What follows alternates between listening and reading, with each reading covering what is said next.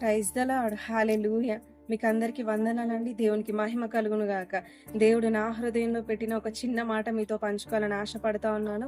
కీర్తనలు 34:10లో దేవుని వాక్యం సెలవిస్తా ఉంది.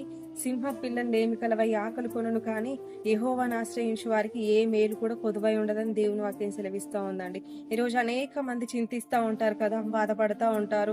ఎట్లా ఈరోజు నేను పోషించబడతాను, ఎట్లా ఈ బాధల నుంచి ఈ సమస్యల నుంచి నేను బయటపడతాను, ఎవరు నన్ను పోషిస్తారు, ఎవరు నన్ను చూసుకుంటారు, నన్ను అందరు చేయి విడిచిపెడుతున్నారు, ఏ ఒక్కరు కూడా నన్ను చూసుకునేవారు లేరే అని బాధపడతా ఉంటాము. కానీ దేవుని వాక్యం స్పష్టంగా తెలియజేస్తా ఉంది కదా, ఆయన నమ్మిన వారిని ఆయన ఎంత మాత్రము విడిచిపెట్టే దేవుడు కాదు.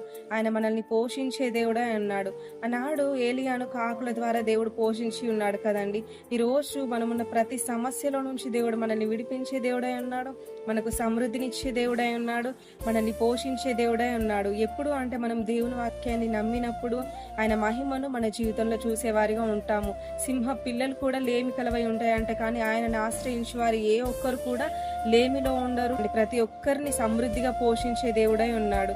కాబట్టి ఈ విషయం మనసులో ఉంచుకొని ఆయన మీద ఆశ పెట్టుకుందాము. దేవుని వాక్యాన్ని మనము ముందు పెట్టుకొని నడుస్తాము. మన జీవితంలో గొప్ప కార్యాలను మనం అనుభవిస్తామండి. ఈ కొద్ది వాక్యము దేవుడు మన వెనుకలో దీవించి ఆశీర్వదించును గాక. ఆమేన్.